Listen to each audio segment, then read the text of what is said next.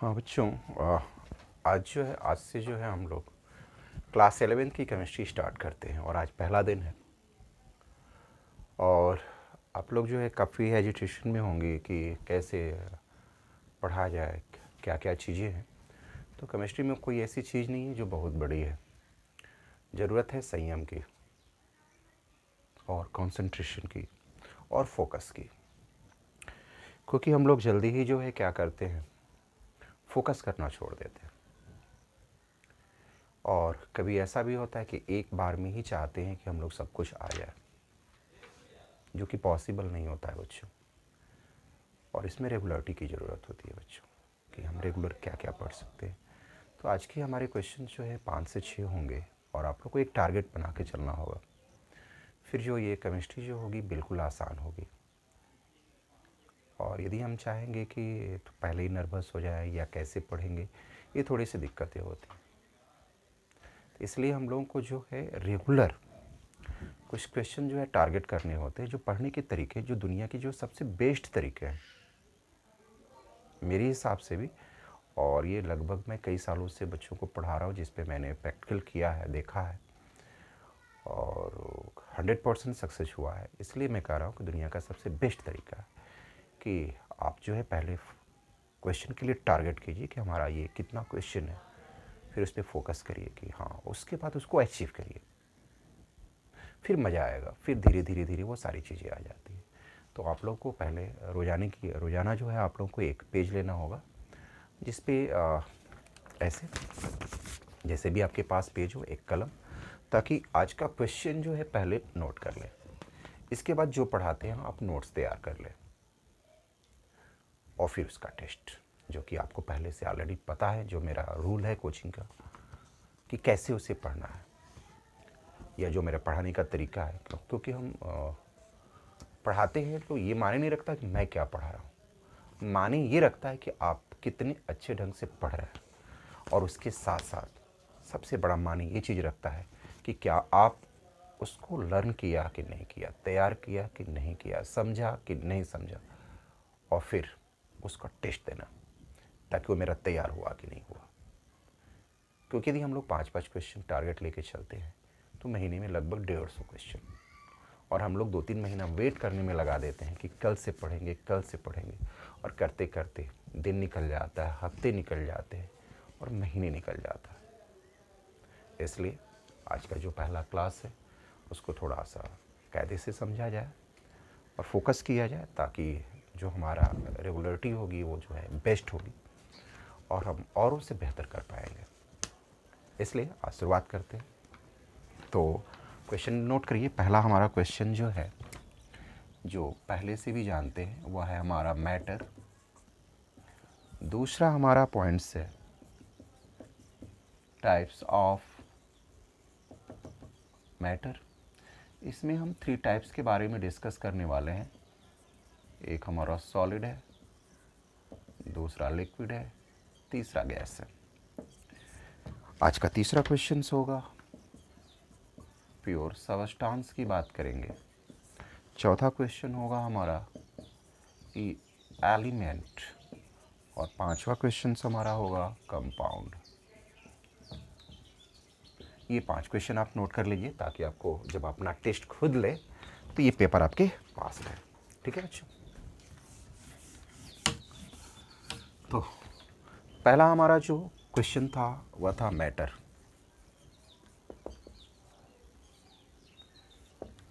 ये class 9th में भी पढ़े होंगे कि कोई भी सबस्टांस हो, जैसे मान लीजिए मार्कर है, ये सबस्टांस है, ये पेपर है, ये सबस्टांस है, डस्टर है, ये सबस्टांस है, पंखा है, सबस्टांस है, जो भी दिख रहा है वो सारी चीज़ें सबस्टांस है, मैटर है। इसकी एक खासियत है, इसकी एक प्रॉपर्टी है कि इसमें जो है मास है। दूसरा, यह जो है स्पेस कवर करता है। यदि ऐसा है कोई भी चीज़ तो उसे हम लोग मैटर कहते हैं। अब कोई पूछे सर आत्मा क्या है, भूत क्या है, तो इन सब चीज़ों के बारे में हम लोग डिस्कस नहीं कर सकते, क्योंकि हम लोग का जो केमिस्ट्री है वो प्रैक्टिकली है। तो प्रैक्टिकल वाली चीज़ों पे हम लोग जो है बात करेंगे। तो मैटर जो है कोई वस्तु है matter is things which occupy space and have mass is known as matter. Matter जो है, जैसे मान लिया जाए इंक है, तो यह भी जो है एरिया जो है कवर किया हुआ है। ठीक है बच्चों, तो यह भी जो है मैटर है, क्योंकि इसमें मास है और एरिया कवर करने की जो कैपेसिटी है उसी को हम लोग जो है मैटर कहते हैं। तो मैटर का जो डिफिनीशन है वो नोट किया जाए। मैटर यानी any things which occupies which occupies occupies space and have mass is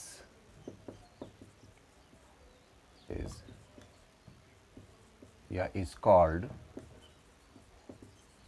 matter. अब देखिए छोटा सा एक डिफिनीशन है, which anything which occupy space and have mass is known as matter. तो ये हमारा जो है मैटर का डिफिनीशन हो गया। अब दूसरा जो हमारा क्वेश्चन था वह था टाइप्स ऑफ मैटर। आप लिख सकते हैं देयर आर 3 टाइप्स। ये 3 टाइप के होते हैं। इसमें जो है सबसे हम बात करेंगे पहला सॉलिड की। जैसे मान लिया जाए मार्कर ही है, इसके जो कॉन्स्टिट्यूएंट पार्टिकल्स है वो काफ़ी क्लोजली पैक्ड है। और डिफिनीशन के लिए हमें 2 वर्ड यूज करने होंगे। शेप साइज की हम बात कर रहे हैं और दूसरा जो है वॉल्यूम की बात करेंगे। तो जो मार्कर है इसका शेप साइज जो है फिक्स है, वॉल्यूम भी फिक्स है। यदि ऐसा है तो इसे हम लोग सॉलिड कहते हैं। और इसके होने की वजह है कि all constituent particles held together by tightly या क्लोजली पैक्ड। इसके जितने भी कॉन्स्टिट्यूएंट पार्टिकल्स हैं वो काफ़ी पास पास हैं, इसकी वजह से ये सॉलिड स्टेट में है। तो इसका जो डिफिनीशन है नोट कर लिया जाए।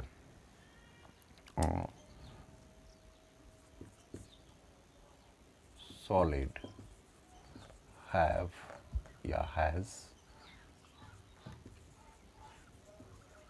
definite shape and volume।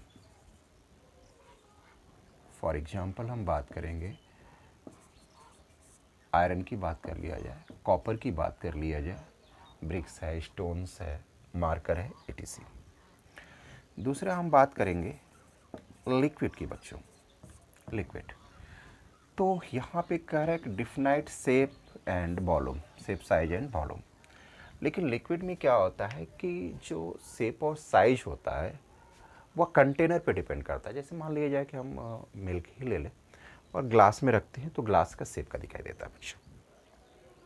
यदि हम उसे बाल्टी में रखें तो बाल्टी की तरह दिखाई दे, टेस्ट ट्यूब में रखेंगे तो टेस्ट ट्यूब के साइज का दिखाई दे। लेकिन ऐसा नहीं कि हम 1 लीटर लिए हैं और किसी दूसरे कंटेनर में रखते हैं तो वो 2 लीटर हो जाए, ऐसा नहीं होता। वो 1 लीटर है तो 1 ही लीटर है, मतलब वॉल्यूम फिक्स है। मतलब लिक्विड का शेप साइज जो है कंटेनर पे डिपेंड करता है, यानी उसका फिक्स नहीं होता, लेकिन उसका जो वॉल्यूम होता है वो फिक्स होता है। तो लिक्विड नोट कर लिया जाए। Liquids liquid have definite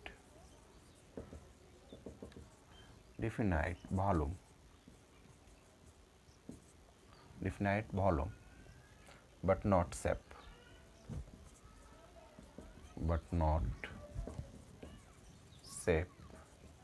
and size। आप जो है नोट में लिख सकते हैं कि liquids shape size depend upon the container, मतलब जिस कंटेनर में रहेगा वह उसके शेप साइज का होगा। एक हमारा तीसरा पॉइंट है जो गैस की बात है। जैसे मान लिया जाए कि हमारा ये परफ्यूम है और जब हम इसके बॉटल को खोलते हैं तो इसकी जो स्मेल होती है चारों तरफ पूरे रूम में फैल जाती है।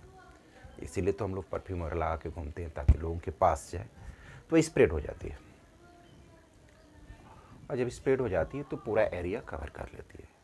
यदि एरिया जो है छोटा है तो छोटे एरिया में, बड़ा एरिया है तो बड़े एरिया, मतलब वॉल्यूम जो है उसका जो है फिक्स नहीं होता और शेप साइज भी फिक्स नहीं होता। जिस कंटेनर में हम प्रेस करके रखेंगे उसमें बड़े में रखेंगे तो बड़े में, यानी शेप साइज और वॉल्यूम जो है वो फिक्स नहीं होता।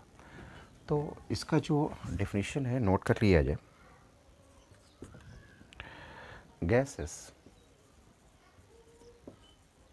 हैव neither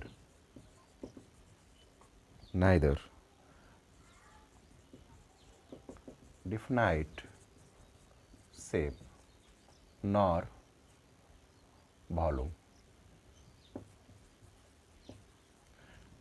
ठीक है बच्चों, जैसे हम गैस में जो है एग्जांपल लें H2 और 2 N2, यानी कोई भी गैस हो इसको हम लोग ले सकते हैं। और लिक्विड वाले में H2O वाटर ले लिया जाए, मिल्क ले लिया जाए, ऑयल ले लिया जाए। तो ये हमारी ये 3 पॉइंट्स। आज का जो तीसरा क्वेश्चन था हम लोगों का वो था pure substance.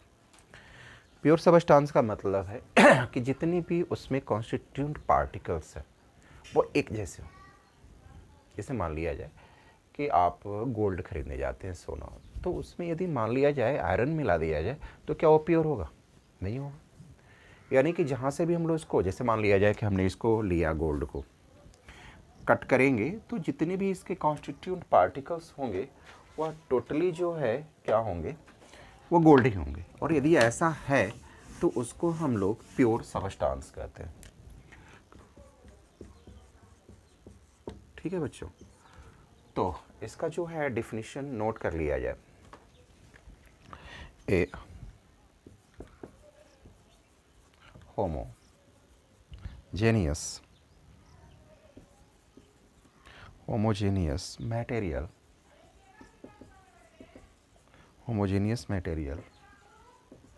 which contain particles of only one kind and has a definite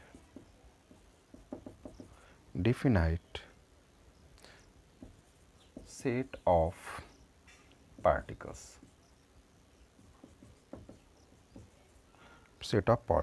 is called pure substance. इसका जो है एक दूसरा भी हम लोग नेट इसका एग्जाम्पल क्या कहते हैं, डिफिनीशन नोट कर सकते हैं। A pure substance is a single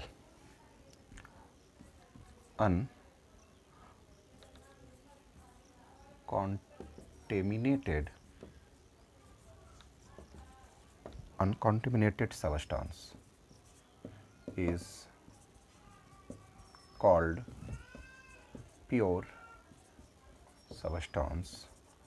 example में Cu, Mg, Fe, etc। Note कर लीजिए इसको। ये हमारा आज का जो है प्योर सबस्टांस का रहा।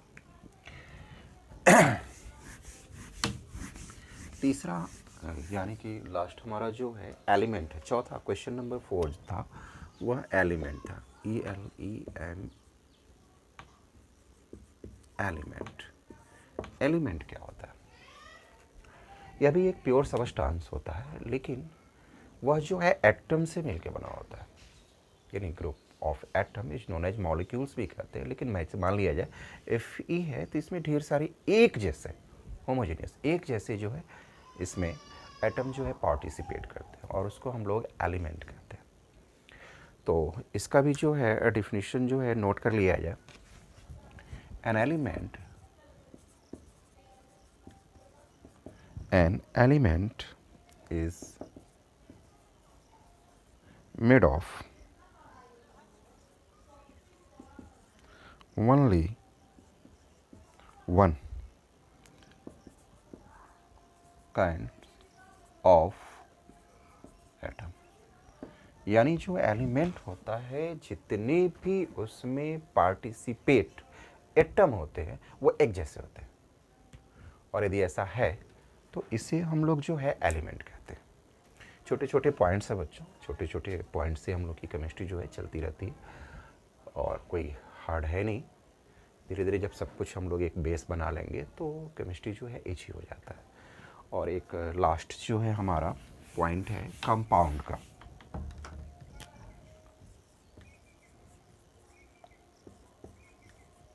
अब इस कंपाउंड में क्या है, जैसे मान लिया जाए हमारा हाइड्रोजन है, ऑक्सीजन है, ये बन गया H2।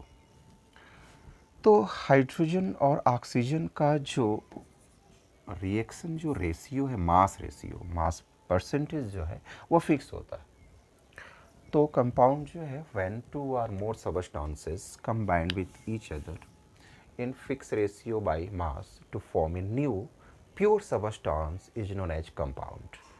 हम लोग को करना क्या है कि दो एटम को, मॉलिक्यूल्स को मिलाना है, रिएक्ट कराना है, लेकिन फिक्स रेशियो बाय मास के अकॉर्डिंग, और एक जो है न्यू प्रोडक्ट जो है फाइंड आउट होता है जो प्योर सबस्टेंस होता है, उसी को हम लोग जो है कंपाउंड कहते हैं। जैसे मान लिया जाए H2 है, CO2 है, जिसमें हम लोग एक फिक्स रेशियो में ही मिलाना है। जैसा नहीं कि मतलब कुछ भी मिला दिए और कुछ भी बन जाए, ऐसा पॉसिबल नहीं होता, इसलिए फिक्स रेशियो बाय मास होता है। तो इसको जो है कंपाउंड का डिफिनीशन नोट कर लिया जाए। When two or more substances react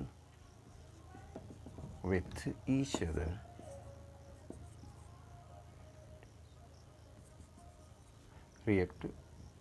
other fixed ratio by mass, fixed ratio by mass, and form a pure substance is called compound. For example, H2, CO2, etc. Note कर लीजिए। एक अगला जो है हम लोगों का डिफिनीशन है, इसी का आर करके नोट कर लीजिए। ए compound is a pure substance which composed of two or more element combined chemically